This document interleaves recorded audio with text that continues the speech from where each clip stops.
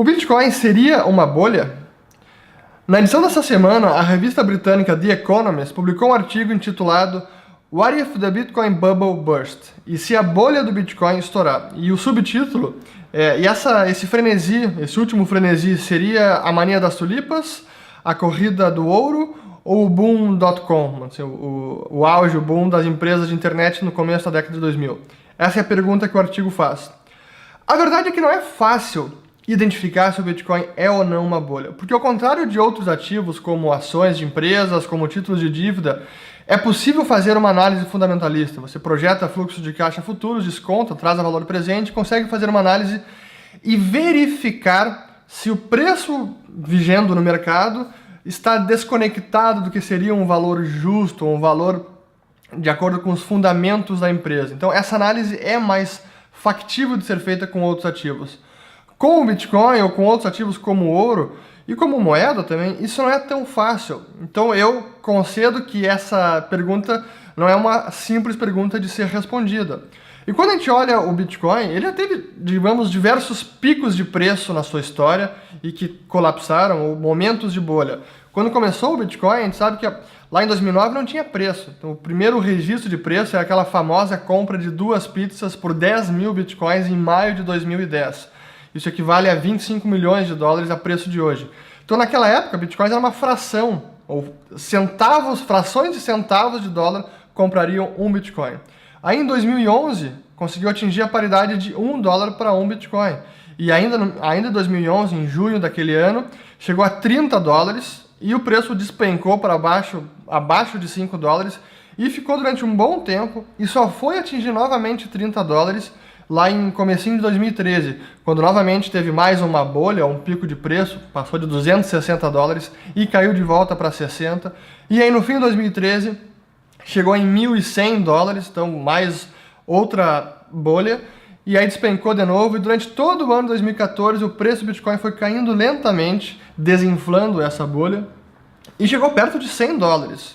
E desde 2015 que o preço vem retomando e vem crescendo de forma bastante, uma tendência claramente altista, e nesse começo de 2017, nos últimos 3, 4 meses, ele cresceu muito, chegou a bater mais de $2.700, corrigiu quase 30% para menos de $2.000 e agora está estável ao redor de $2.500. Eu estou gravando esse vídeo 4 de junho, domingo. Então, olhando esse histórico, sim, o Bitcoin já teve talvez umas 3 ou 4 bolhas, instâncias de bolha na sua vida de mais de 8 anos. Mas mesmo assim é difícil a gente dizer agora, o Bitcoin é ou não uma bolha? Então tem um livro que eu recomendo, que se chama Boom Bustology. Ele é do autor chamado Vikram Mancharamani. Esse é o autor. E ele é um professor aqui da Yale University, e também tem o PhD da MIT Sloan School. Então realmente é um cara bastante relevante. E o livro é espetacular. E a ideia com o livro é desenvolver uma espécie de ciência para identificar se há ou não uma bolha no preço dos ativos, para conseguir determinar se dado ativo, setor ou indústria, enfim, está em um momento de bolha ou não. E ele escreveu um artigo recentemente analisando justamente o Bitcoin, para tentar identificar isso. Seria o Bitcoin uma bolha? E ele utiliza o seu marco analítico, e ele fala são 5 lentes pelas quais ele consegue analisar se um ativo está ou não. Então, olhando pela primeira lente, seria a lente microeconômica, a perspectiva microeconômica, o que ele analisa e o que ele diz é que, em tempos normais, um ativo ou uma mercadoria que fica mais cara, quanto mais cara ela fica, menor a sua demanda. Então, quando o preço aumenta, diminui a demanda. E quando ocorre o inverso, o preço aumenta e a demanda segue crescendo, como tem acontecido com o Bitcoin, isso poderia ser um sinal de bolha, porque é quase que o efeito oposto. Um preço maior atrai mais demanda, e é o que a gente tem visto com o Bitcoin. Então, por essa lente, poderíamos dizer que há sinais de bolha. Pela segunda lente, a lente da perspectiva macroeconômica, ele analisa 2 pontos. O primeiro, a presença de alavancagem e a possibilidade de operação com margin trade, né, negociação com margem, com empréstimo, isso com o Bitcoin quase não existe, ou se existe ainda é muito incipiente, pouco relevante no mercado global de exchanges como um todo. Então essa presença de alavancagem a gente quase pode ignorar. O outro ponto é que, do ponto de vista de macroeconomia, a gente tem são os bancos centrais que têm depreciado suas moedas e eles têm impresso Banco Central Europeu, Banco do Japão, Banco Nacional da Suíça, o Banco da Inglaterra e o Federal Reserve, que parou em 2015, mas elevou e fez rodadas de quantitative easing, né, afrouxamento quantitativo maciças. Os bancos centrais têm depreciado a moeda.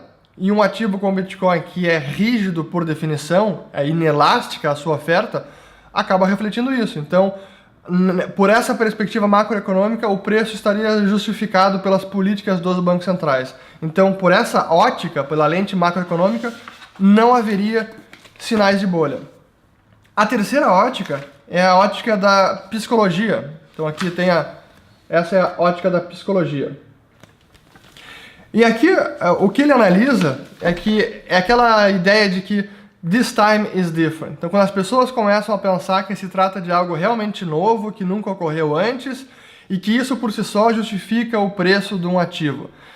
Sem dúvida que isso há no Bitcoin, porque de fato é revolucionário, é um ativo inédito, nunca aconteceu isso antes, uma commodity digital, replicar a escassez do mundo físico no mundo digital, isso de fato não tem precedentes. Então a gente poderia dizer que, por essa ótica, há sim sinais de bolha. Então é algo, this time really is different. Então não discordo que poderia ser um sinal de bolha. A quarta ótica, que seria a questão política, que diz o seguinte, são a influência de políticas públicas ou de regulação dos governos ou de órgãos reguladores que acabam influenciando a dinâmica de um setor, a dinâmica de um dado ativo.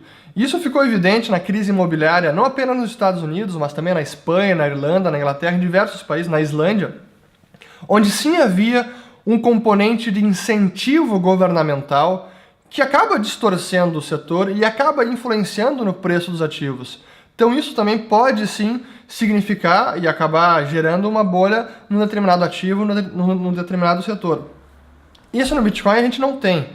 E se existe algo similar é o oposto, porque há na verdade um desincentivo pelos governos na compra ou no investimento em Bitcoin. Então há na verdade a tentativa de coibir o uso do Bitcoin, não de estimular o seu uso, a sua utilização como investimento. Então, e outro ponto, a questão de risco moral também.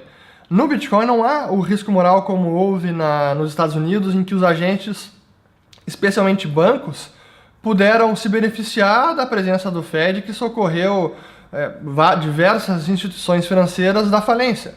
Esse risco moral, óbvio que influencia o preço e a dinâmica de ativos. Com o Bitcoin isso não existe. Também ocorreu justamente o oposto.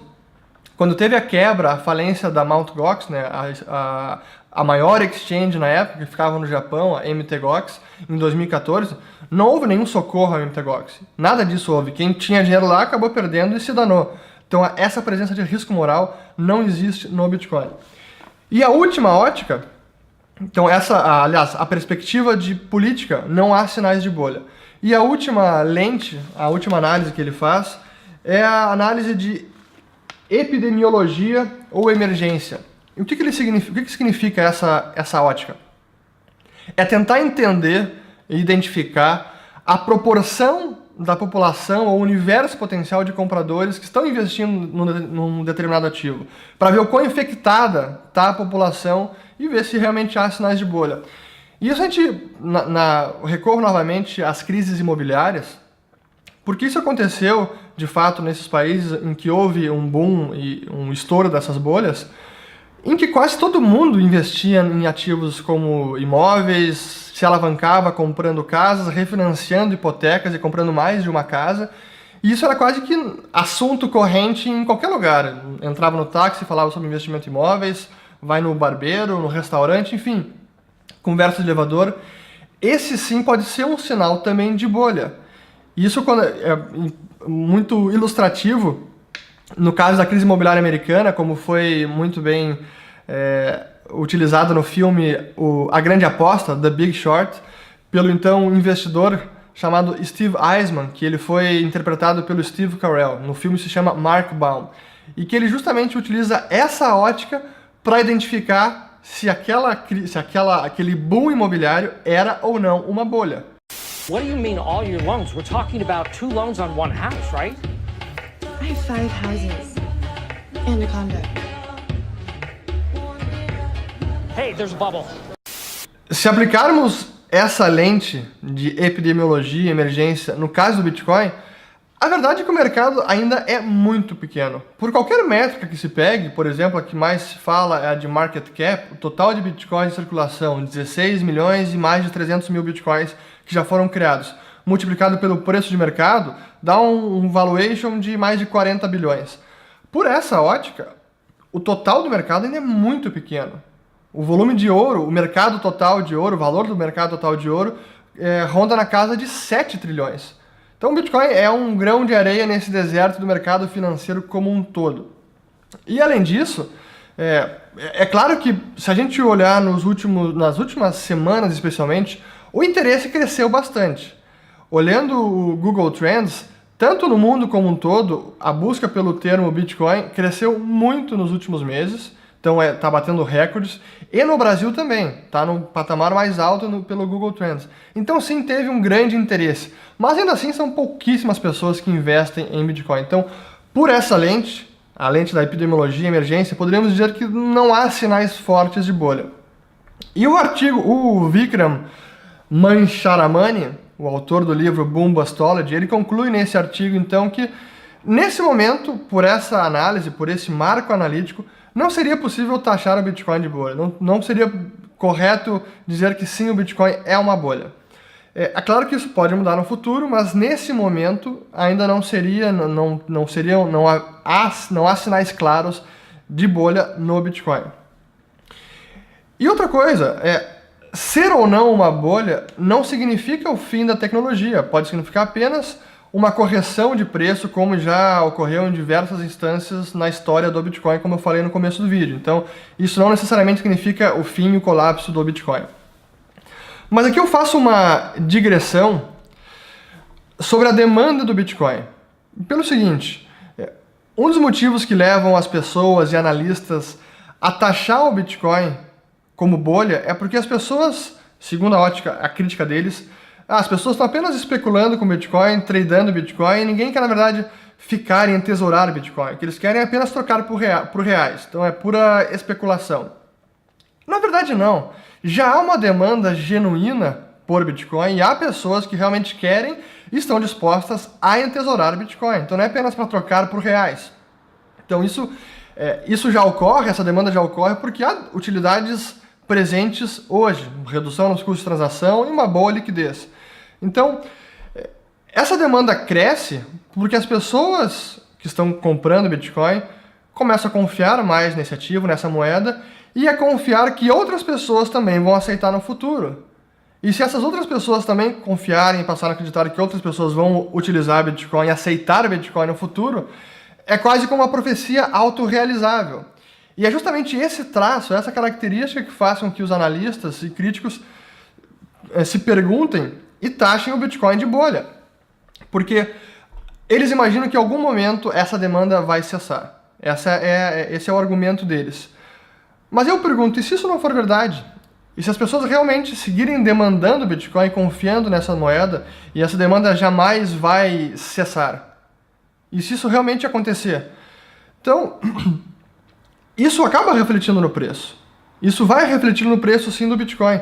E, de certa forma, é quase como todo dinheiro ou moeda funciona dessa forma. É como se o dinheiro, a própria noção de dinheiro, de moeda, fosse uma bolha, mas uma bolha que nunca estoura. Porque as pessoas demandam dinheiro e demandam moeda não porque querem consumi-la. Ninguém aceita reais e quer estar disposto a entesourar reais porque quer consumir e comer reais ou utilizar em algum lugar. Na verdade, aceita para ser dado em troca. Então aceita a moeda para passar para outra pessoa, porque confia que outras pessoas vão seguir aceitando a moeda. Então a moeda, o dinheiro, ele é valorizado não pelo seu uso no consumo, mas sim pelo seu valor de troca. A demanda por dinheiro deriva desse valor de troca. É daí que advém o seu valor, a sua demanda. E como o Bitcoin funciona da mesma forma. As pessoas, por mais que já exista uma demanda no Bitcoin ou nessa criptomoeda para consumi-la em registros ou em aplicações de registro em blockchain, por exemplo, o fato é que a maior parte da demanda por Bitcoin deriva do seu uso na troca, do seu valor de troca. Então, portanto, por essa ótica, poderíamos dizer que o Bitcoin, sim, é uma bolha, mas é uma bolha que jamais vai estourar.